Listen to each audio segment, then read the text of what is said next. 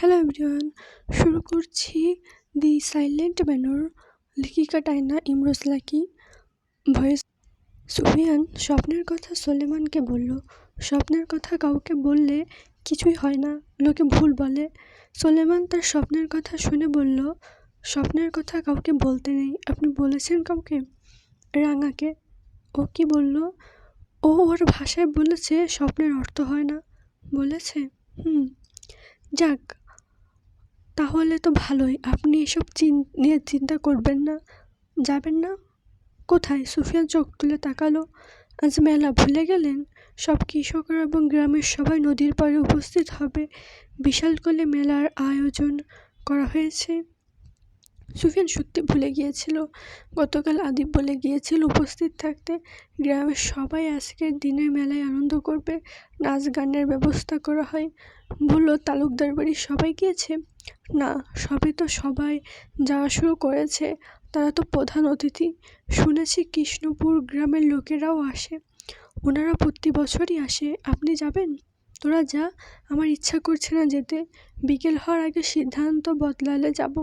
তার কথাগুলো গম্ভীর শোনালো। সোলেমানের কাছে সুফিয়ানের আচরণ অদ্ভুত লাগলো। সোলেমান আর কিছু না বলে চলে যায়। আলিমনগর গ্রামের রাজস্বের শেষের দিনটা গ্রামবাসীর কাছে উৎসবের মতো। সারা বছর জমি জমার হিসাব,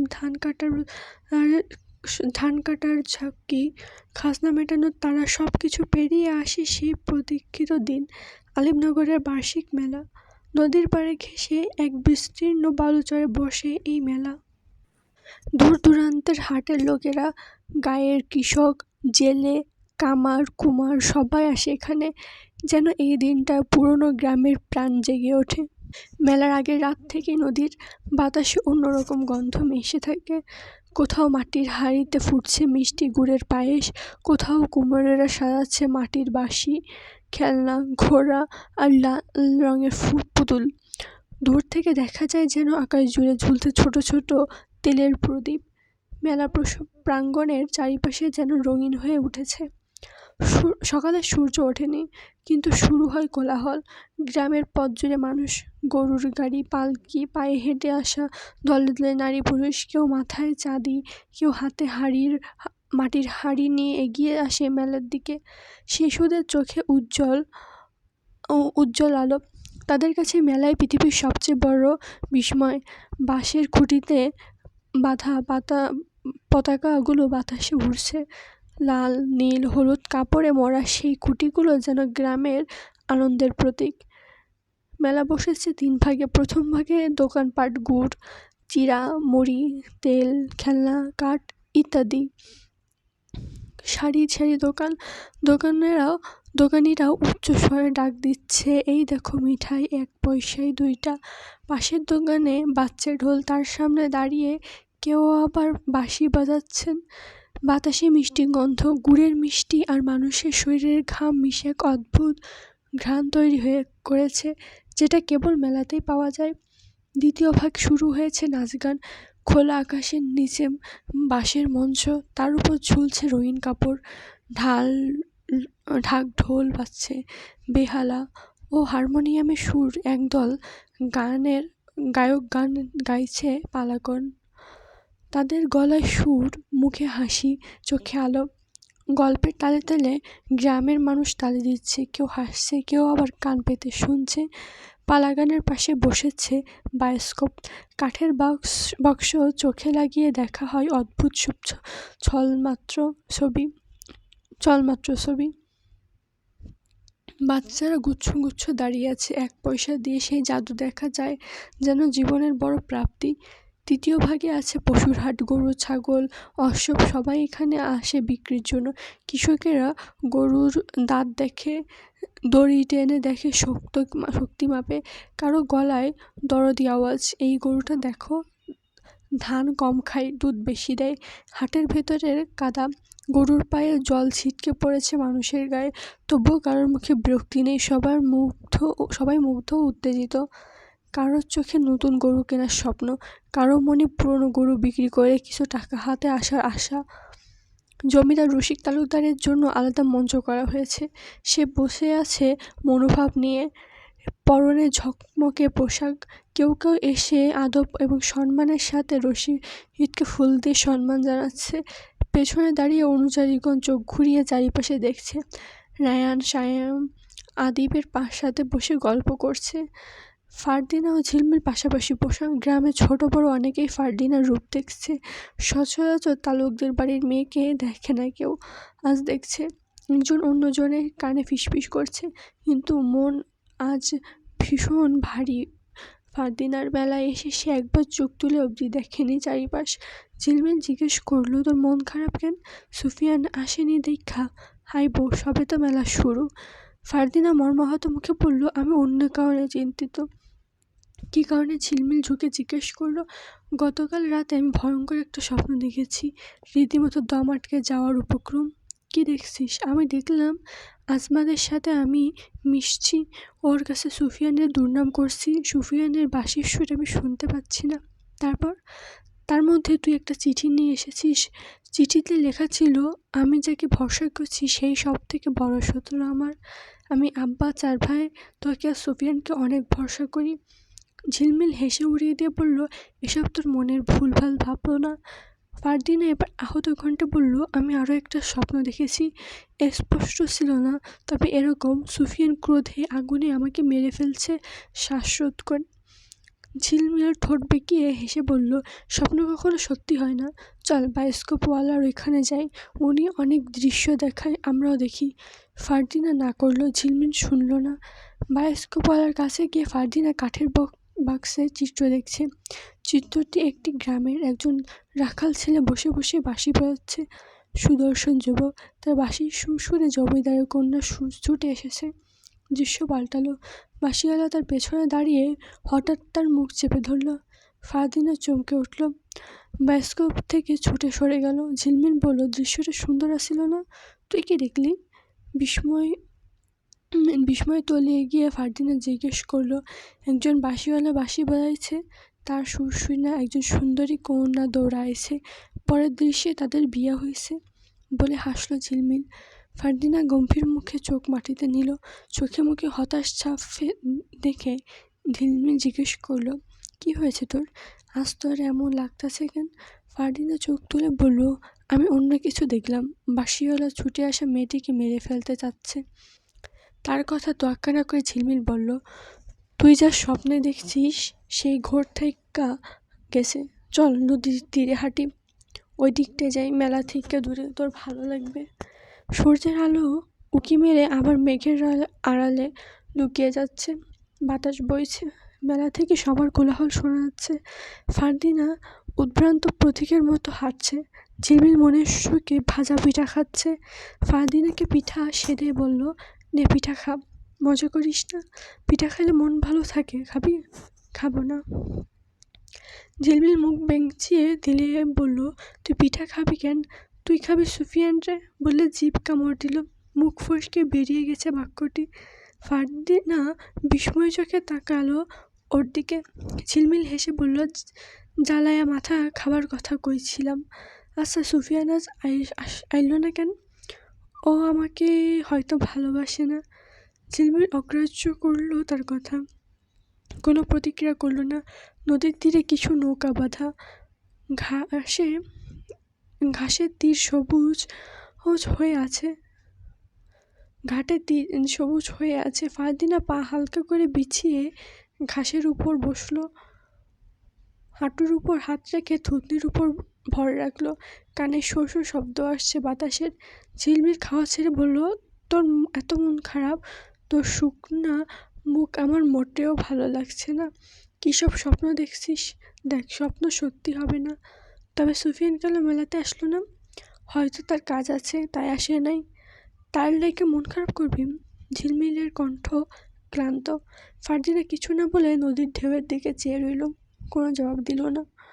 দুপুর গড়িয়ে বিকেল নামছে। সূর্যের আলো ঢলে পড়েছে নদীর জলে, আর সেই সঙ্গে মেলার চূড়ান্ত রূপ। ঢোলের আওয়াজ আরও জোরে জোরে বাজলো। দোকানের সামনে ভিড় আরও ঘন হলো। মেয়েরা শাড়ির আঁচল দিয়ে ঘাম মুছে হাসছে। কিশোররা ঘুড়ি ওড়াচ্ছে, আর শিশুরা ঘুরছে, নাগরদোলায় উঠছে, নামছে, চিৎকার আকাশ কাঁপাচ্ছে। এক পাশে চলছে যাত্রা, আরেক পাশে জাদু দেখাচ্ছে এক জাদুকর। সে মাটির পাটি থেকে পাখি উড়িয়ে দিচ্ছে, ফুল বের করছে হাতার ভেতর থেকে। চারিদিকে হাসি, বিস্ময় আর হাততালির ঝড়। এমন সময় সায়েম ফারদিনাকে কোথাও দেখতে পেল না। একজন অনুচারীকে বলল, ফারদিনা কোথায় আছে, খুঁজে দেখ জলদি। অনুচারী মাথা কাত করে সম্মতি জানালো। আকাশ মেঘে ঢেকে যাচ্ছে, সূর্য আর আলো দেখা যাচ্ছে না, চারদিকে আবছা কুয়াশায় ডুবে যাচ্ছে। ঝিলমিল ফারদিনাকে বলল, তুই সুফিয়ানকে অনেক ভালোবাসোস তাই না? ফারদিনা নিচু কণ্ঠে বলল, শব্দ করে উত্তর দিল। সুফিয়ান আসে নাই বইলা তোর মন খারাপ? মাথা নাড়ালো, এখন যদি দেখো সুফিয়ান তোর পাশে। নির্বিকার প্রশ্ন ঝিলমিলের। ফারদিনা আত্মবিশ্বাসের সাথে বলল, আসবে না, ও আমাকে ভালোবাসে না। তুই নিশ্চিত? তা নয়তো কি? তোমার আত্মবিশ্বাস দেখে আমি অবাক। সুফিয়ানের কণ্ঠ। ফারদিনা দরজা চাহনিতে পেছন ঘুরল। সুফিয়ান দাঁড়িয়েছিল। এরপর ফারদিনার পাশে বসলো। ফারদিনা চোখ বড় করে থ হয়ে তাকিয়ে রইল। ঝিলমিল হেসে বলল, আমি তারে দেইখা তোরেই প্রশ্ন করছি। দূর থেইকা অশ্বক নিয়ে আইতে দেখছি, আমারা ইশারা করাই তোরে কইতে মানা করছে। ফারদিনা মুখের হাসি ইচ্ছে করে লুকালো। হাসি চেপে রাখার কষ্ট সেও বুঝতে দিবে না সে খুশি হয়েছে সুফিয়ানকে দেখে। ঝিলমিলের দিকে ঘুরে বলল, তুই আমার সাথে মজা করছিস না? এর শোধ নেব। সুফিয়ান বলল, ওর দোষ নেই, আমাকে বকো। ফারদিনা কিছু বলল না। ঝিলমিল বলল, আমি দূরে যাই, তোরা কথা কম। ফারদিনা এখন রেগে নেই, কিন্তু চোখের সামনে ভেসে উঠেছে রাতের স্বপ্ন, কঠিন স্বপ্ন। তখন থেকেই তার ভেতর ভয়, আতঙ্ক বিরাজ করছে। সুফিয়ানকে বলা দরকার, নাকি সে চিন্তা করবে? আবার ভাবল সে হয়তো অগ্রাহ্য করে উড়িয়ে দিবে, বলবে স্বপ্ন কখনো সত্যি হয় না। স্বপ্নের ঘোর কেটে গেলে ভয়ও কেটে যাবে। সে বলতে চাইল না, মন খারাপ। সুফিয়ানের কণ্ঠ ভেসে আসলো, না। চুপ করে আছো যে, আমার সাথে কথা বলবে না? ফারদিনা দুচোখ সহ ভ্রু কুঁচকে কিঞ্চিত বিস্ময়ে তাকালো সুফিয়ানের দিকে। সুফিয়ানের কণ্ঠে যেন আজ রেশ নেই। বড্ড ক্লান্ত দেখাচ্ছে তাকে, নিষ্প্রাণ দেখাচ্ছে তার মুখখানি। সুফিয়ানের চাহনির সাথে এরূপ অভিব্যক্তি যেন কিছুতেই যাচ্ছে না। সুফিয়ান ফারদিনাকে চুপ থাকতে দেখে বলল, আজ ময়না পাখি শান্ত কেন? এত চুপচাপ শান্ত চেহারা তোমার সাথে যাচ্ছে না। ফারদিনা এখন আরও একটু দ্বিধায় পড়ল। তার ভাবনার সাথে সুফিয়ানের ভাবনার সাথে কিভাবে মিলল? তার ভাবনার শহর থেকে যেন সুফিয়ান তাকে পাল্টা প্রশ্ন করল। ফারদিনা বলল, তুমি আসতে দেরি করছো তাই মন খারাপ। মেয়েরা মিথ্যা বললে ওদের চোখ বুতা বলে দেয়, তুমি মিথ্যা বলছো। আমি আসতে দেরি করেছি এজন্য একটু মন খারাপ হয়েছে, কিন্তু তুমি বিষণ্ণতায় ভুগছো মেয়ে। ফারদিনা কিছুতেই স্বপ্নের কথা বলতে চাইছে না। এখন কি জবাব দেবে? মাথা নিচু করে নখ করতে শুরু করলো। সুফিয়ান শীতের শালটা ডান হাতের নিচ থেকে নিয়ে বাঁ কাঁধে রাখলো। সিগারেট বের করলো। বাতাসে দুবার সিগারেট ধরাতে ব্যর্থ হয়, তিনবার এবার ধরাতে পারল। ফারদিনার মুখ গম্ভীর। সুফিয়ান ফারদিনার দিকে ঝুঁকে বলল, জানো আমি কি স্বপ্ন দেখেছি? ফারদিনা এবার তীক্ষ্ণ দৃষ্টিতে তাকালো। চোখে মুখে প্রশ্ন ফুটে উঠল। সেও স্বপ্ন দেখেছে? কি দেখেছে? ফারদিনা আগ্রহের প্রকাশ করে বলল, কি দেখেছ? তুমি ধলা বিলের সাথে প্রেম করছো, আমার সাথে বেইমানি করছো, আমার বাঁশির সুর শুনতে পাওনি। থেমে গেল সুফিয়ান, দৃষ্টি নদীর ওপারে। ফারদিনা বলল, তারপর? সুফিয়ান সিগারেটের ধোঁয়া ছেড়ে বলল, বাকিটা আবছা আবছা দেখেছি। তাই মনে হচ্ছিল আমি তোমাকে মেরে ফেলেছি বলে আওয়াজ করে হেসে উঠল। ফারদিনার কাছে এই হাসির রহস্যময় মনে হলো। বলল, হাসছো কেন? সুফিয়ান মোহময় কণ্ঠে বলল, স্বপ্নরাও স্বপ্নে আমাদের স্বপ্নের জগৎ নিয়ে খেলা করে। নয়তো যে মানুষটাকে সবচেয়ে বেশি ভালোবাসি তাকে কি কখনো নিজের হাতে মারা যায়? ফারদিনার দু চোখে আতঙ্ক ছড়িয়ে জল জমল, ঢোক গিলল। দুজন মানুষ একই দিনে একই স্বপ্ন কিভাবে দেখল? সে যেন প্রশ্নের জগতে হারিয়ে গেল। সুফিয়ান কিছুক্ষণ চুপচাপ থেকে নিস্তেজ ভঙ্গিতে নিরুত্তাপ গলায় বলল, এসব নিয়ে তুমি ভেবো না। স্বপ্নের অর্থ হয় না। ফারদিনার দৃষ্টি নিচু করে তাকিয়ে আছে। সুফিয়ান সিগারেট ফেলে দিল নদীর জলে। ঘাড় ঘুরিয়ে তাকালো ফারদিনার দিকে। আজ মিষ্টি রঙের শাড়ি পরেছে ফারদিনা। শাড়িতে ফারদিনার শরীরের আবেদনময় তন্ময় শরীরের একটি বাক্য স্পষ্ট তন্মধ্যে শরীরের একটি বাক স্পষ্ট, যা সুফিয়ানকে আকৃষ্ট করলো। কোমর পর্যন্ত লম্বা খোলা চুলে আজ যেন নেশা ধরানোর ঘ্রাণ, আফিমের নেশা ধরানোর ঘ্রাণ। তাকে আজ অপরূপ সুন্দর দেখাচ্ছে, কিন্তু মুখ গম্ভীর হয়ে থাকায় বোধহয় সম্পূর্ণ সৌন্দর্যটা ফুটে উঠছে না। সুফিয়ান দৃঢ়তার সাথে বলল, হঠাৎ তোর মন খারাপ কেন হলো? কিছু বলছো না? তুমি চুপ থাকলে আমার সব যেন এলোমেলো হয়ে মনে হয়। ফারদিনা এবারও চুপচাপ। সুফিয়ানের ভালো লাগছে না ফারদিনার নীরবতা। দোষটা তার। সে যদি স্বপ্নের কথা না বলতো তবে তার মন বিষিয়ে উঠত না। মনে মনে নিজেকে দোষারোপ করলো। নিয়ম অনুযায়ী কেউ দোষ করলে, অন্যের মনে আঘাত দিলে তাকেই শুধরে নিতে হয়। সে আঘাত করেছে ফারদিনার মনে, এখন মন ভালো করার দায়িত্ব তার। সুফিয়ান গলা পরিষ্কার করে বলল, তুমি কথা না বলে নদীতে ঝাঁপ দিব, গভীরতায় ডুবে মরে যাব। তোমার কষ্ট হবে না?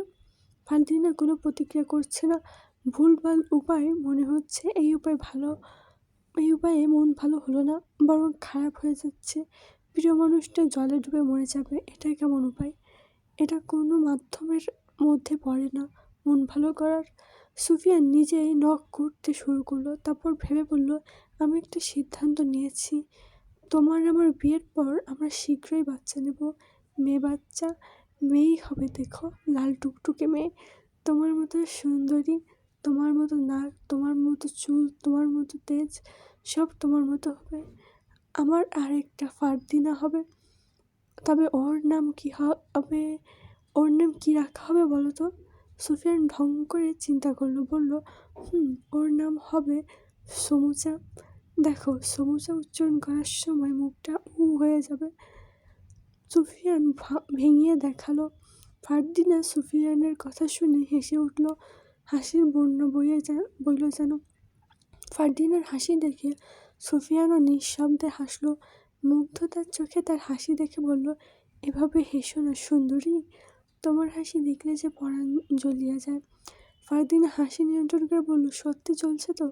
তোমার জন্য অন্তর পুড়ে ছাই হয়ে যাচ্ছে আগুনের উত্তাপে, আর সেই উত্তাপ নেভাতে তোমার একরাশ হাসিই যথেষ্ট। তুমি সত্যি আমাকে ভালোবাসো? প্রমাণ লাগবে? ঝোঁকে বলল। প্রমাণ দাও, যাও নদীতে ছাপ দাও, দুষ্টুমির কণ্ঠে বলল ফারদিনা। সুফিয়ানের ভ্রু কুঁচকে বলল, নদীতে ঝাঁপ দিলে আমি মরবো না, সাঁতার কেটে উঠে যাব। আমি তো তোমার মায়া জালে আটকেছি, সেখান থেকে চাইলেও বেরোতে পারবো না। যদি ভালোবাসার প্রমাণ দিতে হয় তোমাকে সাথে নিয়ে দেব। প্রমাণ সার্থক, আমরাও সফল। এই জন্মে তাহলে আমাদের পূর্ণতা মিলবে না, পুনর্জন্ম আর হবে না। ভালোবাসার প্রমাণ হয় না বুদ্ধ মেয়ে। প্রমাণ সেই চায় যে ভালোবাসে না। সত্যিকারের ভালোবাসা উপলব্ধি করে নিতে হয়। তোমার আমার ভালোবাসা পূর্ণতা পাবে তো? যদি উপরওয়ালা চান নিশ্চয়ই পাবে, বলে মৃদু হাসল। তুমি আদিব ভাইয়ের সাথে কথা বলবে, আব্বার সাথে, আমাদের বিষয়ে। সুফিয়ান চোখ সরিয়ে বলল, সময় হোক, আমি তাদের সাথে কথা বলবো। সত্যি বলবে? উৎফুল্ল হলো ফারদিনা। মিথ্যা যদি প্রেমের সেতুর বন্ধনে জায়গা পায় তবে সে প্রেম সফল হয় না, বুঝছো? নিস্তেজের সাথে বলল ফারদিনা। সুফিয়ান বলল, এক অক্ষরে জবাব দিচ্ছ যে? কথা বলার ইচ্ছা নেই? আছে।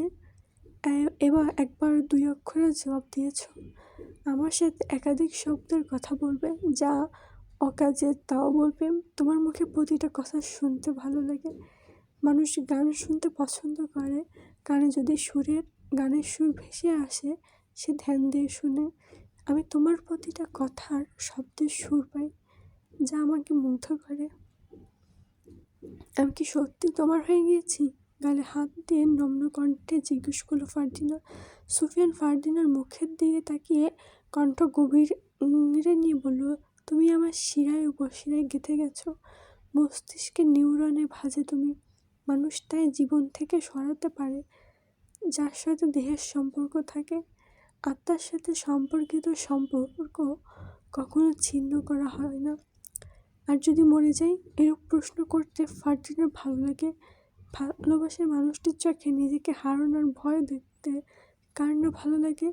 সবার ভালো লাগে। সে উপভোগ করে সেই আনন্দ। সুফিয়ান হয়তো এখন থেকে বকাবকি করবে, রাগ উঠে যাবে, এরপর সে আবার রাগ ভাঙাবে। সুফিয়ান উত্তেজিত হলো না, শান্ত হয়ে বসে রইল। শান্ত চোখে চেয়ে বলল, তাহলে আমি তোমার জন্য কবর খুঁড়ব। সেই কবরে তোমাকে নিয়ে চিরদিনের জন্য একটা ঘুম দিব। বলে পেছনে হাত থেকে ভর দিয়ে শুকলো। ঠোঁটের কোণে অনিচ্ছা থাকা সত্ত্বেও হাসি আনলো। নীরবতায় কেটে যায় অনেক সময়। নদীর জল শান্ত। কিছু মাঝিরা নৌকা বাইছে। মেলার অনেক মেয়েরা নৌকায় উঠছে। মাঝিরা তাদের নিয়ে নদীর মাঝে চলে গেছে। হাসি আর আনন্দে কাটছে আজকের দিন। সুফিয়ান বলল, সময় গড়াচ্ছে, কিছু খেয়ে নাও, যাও। ঝিলমিলকে ডাকি। তুমি সাথে থাকলে খিদে পায় না। সুফিয়ান কিছুটা ধমকের সুরে বলল, নাটক বন্ধ করো, চোখ মুখ শুকিয়ে গেছে। তুমি মেলার দিকে চলে যাও। তুমি আসবে না? তোমার সঙ্গে যাব না, পরে যাব। যদি চলে যাও? যাব না। নদীর তীরে ভালো লাগছে, কিছুক্ষণ বসে থাকি, এরপর আসবো। সুফিয়ানের মুখে উদ্বিগ্নতা। ফারদিনা সুফিয়ানের অভিব্যক্তি দেখে কিছু বলল না। তাকে রাগানোর জন্য এবং মেলায় নেওয়ার জন্য বলল, তুমি না আসলে আমি আজমাদের সাথে কথা বলবো, ঘুরবো। সুফিয়ান চোখে অগ্নিময় ভাব নিয়ে তাকালো ফারদিনার দিকে, বলল, বেটাকে আমি সত্যি সত্যি জলে ডুবিয়ে মারবো। তুমি কি সেটা চাও? আমি কথা বলবো, ওর দোষ কোথায়? তোমাকেও ডুবাবো। তুমি তা পারবে না। তুমি যা পারবে না তা বলো কেন? সুফিয়ানের রাগ হলো। আজমাত এর জন্য প্রসঙ্গ পাল্টে যাচ্ছে, রাগ দেখাতে যাচ্ছে না, কিন্তু না চাইতেও মুখের রং পাল্টে গেল। নিজেকে কয়েক সেকেন্ডের জন্য নিয়ন্ত্রণ করে বলল, ভালোবাসা বিষের চেয়েও বিষাক্ত। এই বিষ যে একবার পান করে, সে এমন কিছু নেই যা পারে না। তার মানে তুমি আমাকে মেরে ফেলবে? সুফিয়ান এবার পুরোপুরি রেগে গেল। বসা ছেড়ে উঠে দাঁড়ালো। ফারদিনাও দাঁড়ালো। সুফিয়ান চোখ চওড়া করে বলল, অপ্রকৃত ভাবনা কেন তোমার? ভাবনাকে বদলে শুভ কিছু ভাবো। তোমাকে মারবো কেন? তোমার জন্য দরকার হলে অন্য কাউকে মারবো, এটা ভাবতে পারো। তা রেখে সবসময় উল্টোটা ভাবো। তুমি রেগে যাচ্ছ? আমি মেলার দিকে যাচ্ছি, রাগ কমলে এসো। ফারদিনা ঝিলমিলকে নিয়ে ধীরে ধীরে হাঁটতে হাঁটতে মেলার দিকে যাচ্ছে। ফারদিনা যেতে যেতে পেছন ঘুরে দেখলো কয়েকবার। সুফিয়ান দেখছেন সে না তার দিকে, নদীর দিকে তাকিয়ে আছে। কিছু দূর কি আবার পিছনে ঘুরলো অনেক আশা নিয়ে। এবার সুফিয়ানের সাথে চোখে চোখ পড়ল। ফারদিনা একরাশ হাসি দিয়ে চলে যায়। সুফিয়ান ফারদিনার যাওয়ার পানে দেখল। যতক্ষণ না ফারদিনার ছায়া চোখের আড়াল হলো, ততক্ষণ অবধি চেয়ে রইল। রাঙা ঘাস কাটছে। সুফিয়ান ওর কাছে এসে গায়ে হাত বুলিয়ে বলল, বুঝছিস রাঙা, মেয়ে মানুষকে বোঝানো কঠিন বিষয়, আর আমারটাকে বোঝানো আরও বড় কঠিন কাজ। যা বারণ করবো ঘুরিয়ে ফিরিয়ে সেটাই করবে। ও জানে ওর কথায় আমি রাগ করবো, কোন কথায় ওকে দুটো কথা শোনাবো, আরও আমার বকাঝকা শোনার জন্যই আমাকে রাগায়। আমার রাগে আনন্দিত হয়, কিন্তু ও জানে না ওকে হারিয়ে ফেলার কথা শুনলে আমার ভেতরটা কেঁপে ওঠে। রাঙা ধ্বনি তুলল লম্বা সুরে। ও যেন বলছে, তুমি ঠিক বলছো, সে বুঝে না। দিন ফুরিয়ে সন্ধ্যার প্রহরে মেলা অন্য মুখ নিয়েছে। চারিপাশে মশাল লণ্ঠনের আলোয় উল্লসিত হয়ে উঠেছিল নতুনভাবে। ভাজা পিঠার গন্ধে চারিপাশে মোমো করছে। নাগরদোলা থেকে ঘরঘর জাতীয় শব্দ আসছে। তার সাথে নৌকার লণ্ঠন জ্বালিয়ে দম্পতিরা নদীর ঢেউ উপভোগ করছে। রসিক তালুকদার বেশ গম্ভীর মুখে বসে আছেন। গম্ভীরের ব্যাখ্যা তিনিও জানেন না। আজকাল হঠাৎ হঠাৎ যেন তার মন ওঠানামা করছে। এতক্ষণ বেশ আনন্দে ছিল। গ্রামের অনেক মানুষ এসে ভিড় জমিয়েছে, প্রশংসা করছে, কেউ কেউ অভিযোগও করছে। অভিযোগ নিয়ে তার মাথা ব্যথা নেই। প্রশংসা যতদিন থাকবে, অভিযোগও থাকবে। অন্যের ভালোর জন্য যত করা হবে, দিন শেষে কোনো না কোনো কারণে তাদের জন্যই ঠকে যেতে হবে। এটাই বিচিত্রময় দুনিয়ার একটা অংশ যেন। মানুষের চাহিদা বেশি, যত পায় তত চায়। দুনিয়াতে সবচেয়ে সুখী কারা যদি প্রশ্ন করা হয়, উত্তর কি মিলবে? দুনিয়াতে সুখী সে যার চাহিদা কম, যে অল্পতে খুশি হয়। রশিদের কাছে এগোয় কুদ্দুস। এতক্ষণ পিঠা খাচ্ছিল, পিঠার ক্ষুদ্র একটা অংশ দাঁতে ঢুকে পড়েছে। আঙুলের সাহায্যে এনে পুনরায় খেয়ে ফেলল। রশিদ বলল, অসহ্য, আজকাল তোর ভাবসাব রাক্ষসের মতো হয়ে গেছে। আপনি কি চান আমি না খেয়ে থাকি? আমি অসুস্থ হলে আপনার সেবা কে করবে? ওই দাসীরা?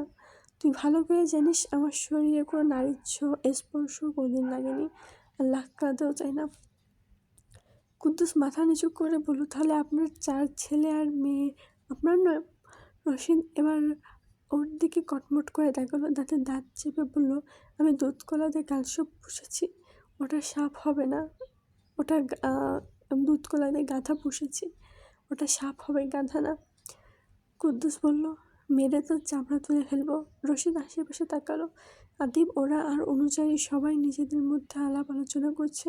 কুদ্দুস বলল, উত্তর পেলাম না। তারা আপনার সন্তান কি না? আমার আগেও সন্দেহ হতো। আপনার মতো আপনার 3 ছেলে মেয়ে হয়নি? আদিব ভাই একটু শান্ত। আর ফারদিনা? ওর কথা শেষ করতেই রশিদ বলল, ওরা আমারই সন্তান। আমার স্ত্রী ব্যতীত অন্য নারীর ছোঁয়া লাগেনি, আর লাগাবো না। এটাই বলতে চেয়েছি, বুঝেছিস? বুঝেছি। আমার 4 ছেলে আর মেয়ে আমার সন্তান।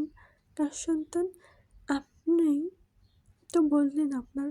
রশিদ ছড়ি মাটিতে ঠুকতে ঠুকতে বলল, আজকাল তুই অনেক কথা শিখেছিস, মুখে মুখে কথা বলিস। এত সাহস কোথা থেকে এলো দেখে নেব। কথায় আছে, শঙ্করদোষে লোহা ভাসে। আপনার সাথে থাকতে থাকতে আমারও সাহস বেড়ে গেছে। রশিদ চুপচাপ। ওর সাথে কথা বললে মেজাজ বিগড়ে যাবে। মেলার মধ্যে মাথা গরম করা যাবে না। গলায় কাশি দিল। আশেপাশে অনেক মেয়ে, এরা ঘোরাঘুরি করছে।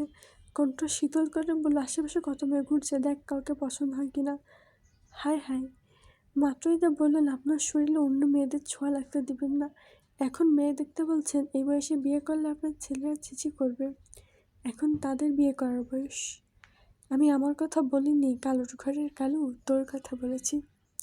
কুদ্দুস হাঁ হয়ে বলল, তবা তবা, আমি একজনকে ভালোবাসি, তারই চাই, অন্য কারোর দিকে চোখ তুলে চাই না।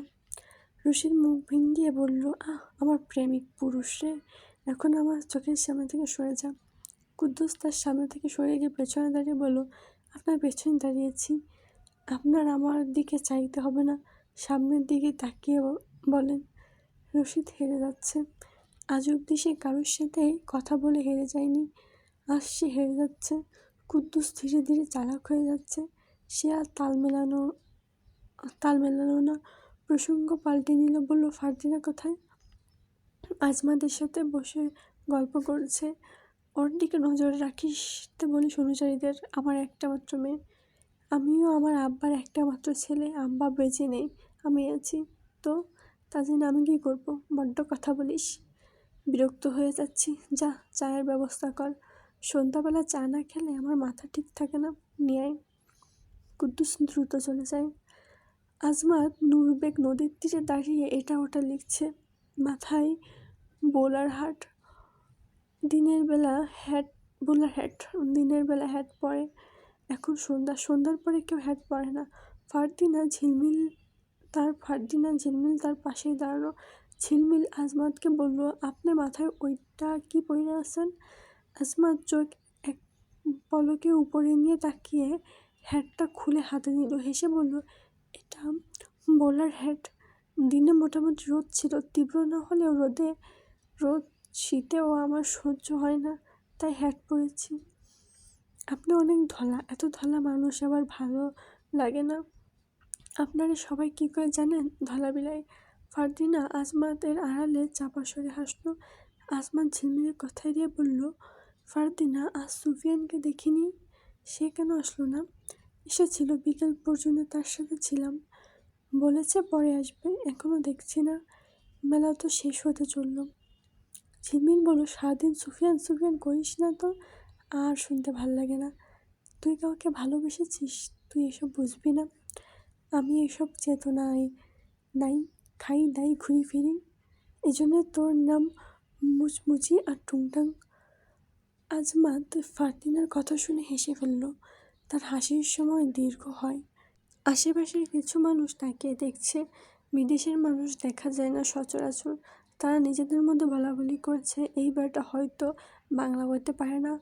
আজমাত ফারদিনাকে বলল, তুমি অনেক মজার মানুষ, আপনিও ভালো মানুষ, আমার এত প্রশংসা করো না। দেখবে বরফের মতো গলে গিয়েছি।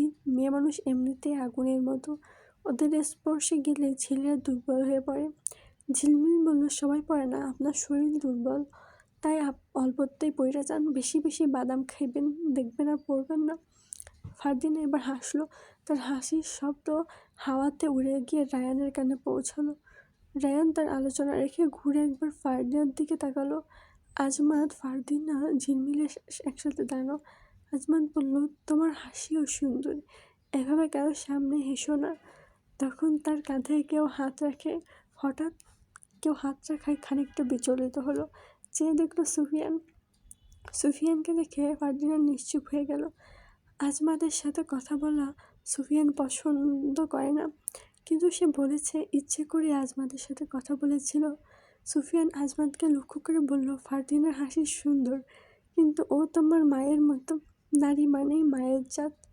আজমাত ভ্রু উঁচিয়ে বলল, এ কি বলছো? তার বয়স তো কম, আমার মায়ের সাথে তার কোনো মিল নেই। মিল আমি করে দিচ্ছি। এই দেখো, নাক, চা, মুখ, হাত, চুল, যা দেখছো সব তোমার মায়ের আছে। মনে করে দেখো, মস্তিষ্কে একটু চাপ দাও। ঝিলমিল ফারদিনার কানে ফিসফিস করে বলল, বেটা ঈর্ষা হইতাছে, ভালোবাসার আরেক নাম ঈর্ষা। আজমাত ফারদিনার দিকে একবার দেখল, সুফিয়ানের দিকে একবার চেয়ে বলল, মা, আশ্চর্য ডাক, এই ডাকে কখনোই একজন সুন্দরী নারীকে ডাকা যায় না। সুফিয়ান সবসময় যৌক্তিক কথা বললেও আজ ভুল বলেছে। আজমাতের মোটেও ভালো লাগলো না। সুফিয়ান হাত গোষ্ঠী করলে বলল, আচ্ছা, একটু সহজ করে দিচ্ছি, মা ডাকটা অদ্ভুত শোনাচ্ছে, তাই না? খালা, চাচি, এগুলো ডাকা যায়, কি বলো? আজমাত মাথা উড়ালো। আচ্ছা। ঝিলমিল বিড়বিড় করে বলল, বেচারা বাঙালির কথার প্যাঁচ বুঝছে না। আজ এই পর্যন্তই। পরবর্তী পার্ট নিয়ে খুব দ্রুত আসবো। এতক্ষণ ধরে ধৈর্য ধরে শোনার জন্য থ্যাংক ইউ।